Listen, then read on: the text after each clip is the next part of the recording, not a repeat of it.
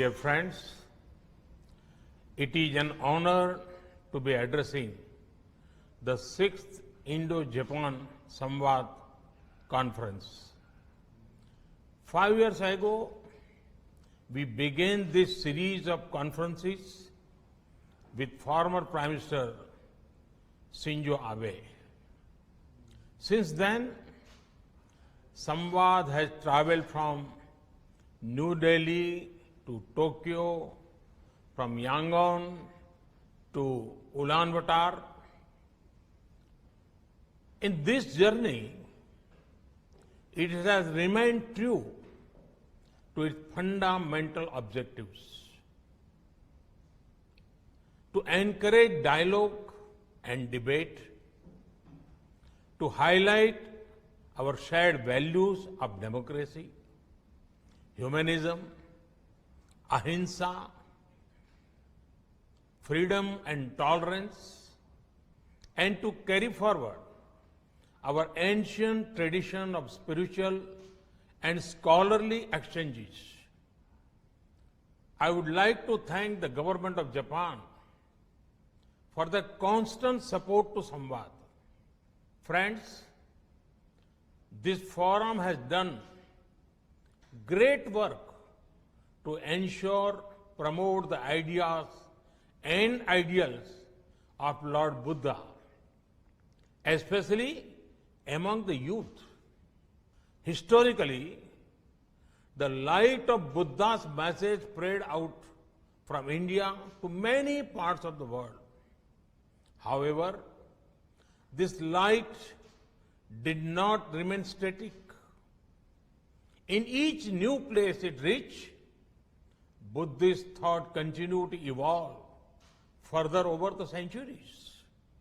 Because of these great treasures of Buddhist literature and philosophy can be found in many different monasteries across many different countries and languages.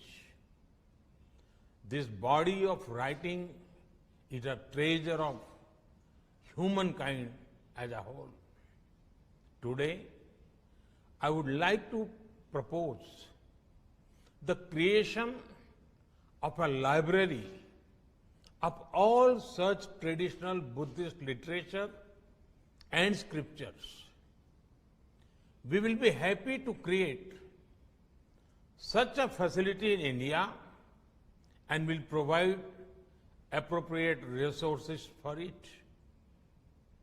The library will collect digital copies of all such Buddhist literature from different countries. It will aim to translate them and make them freely available to all monks and scholars of Buddhism. The library will not only be a depository of literature, it will also be a platform for research and dialogue, a true samvad between human beings, between societies, and between man and nature.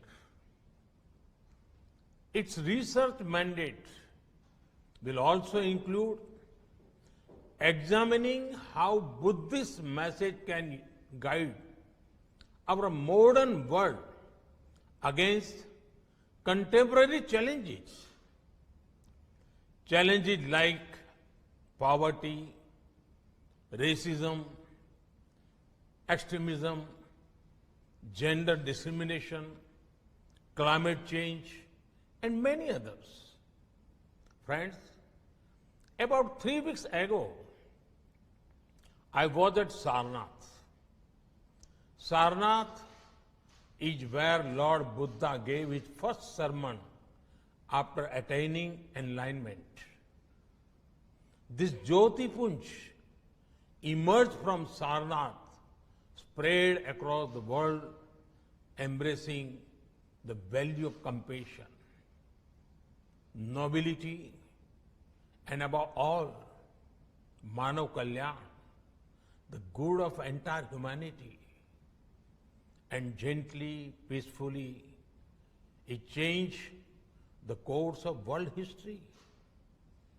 It was in Sarnath that Lord Buddha spoke in detail about this ideal of Dhamma. Dhamma for him was more than a prayer and rituals. At the center of Dhamma are humans and the relation with fellow humans.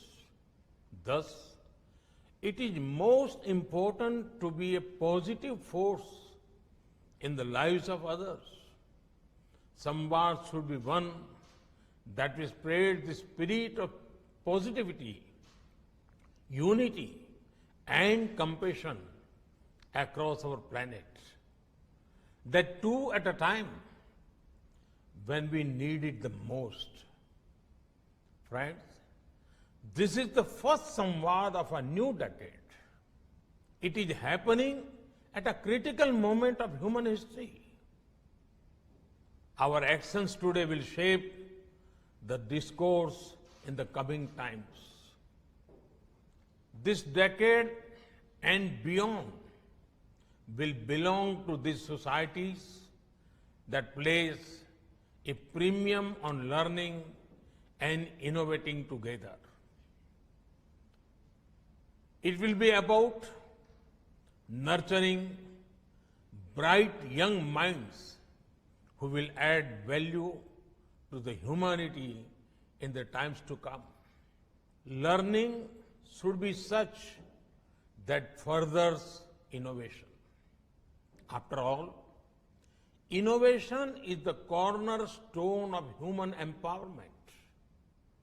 Societies that are open-minded, democratic, and transparent are better suited to innovate. Therefore, now is the time, more than ever before, to change the paradigm on what we see as growth. Discussions on global growth cannot happen only between a few. The table must be bigger. The agenda must be broader.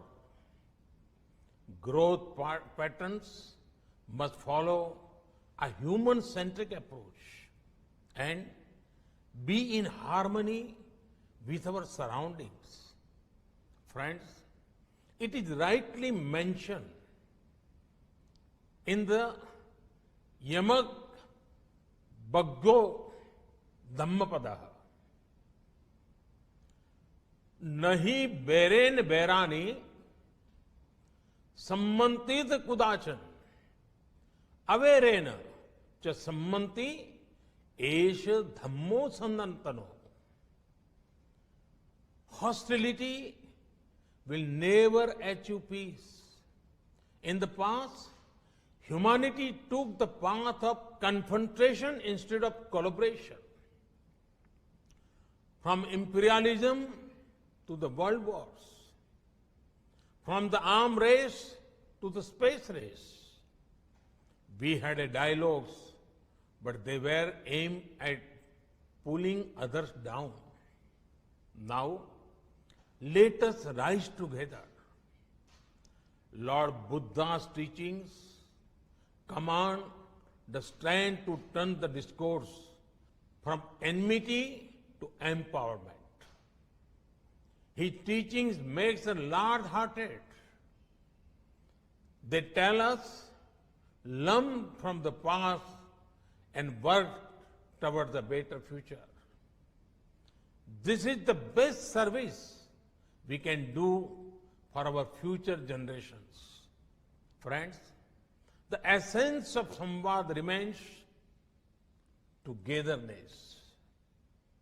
Let Samvad bring out the best in us together.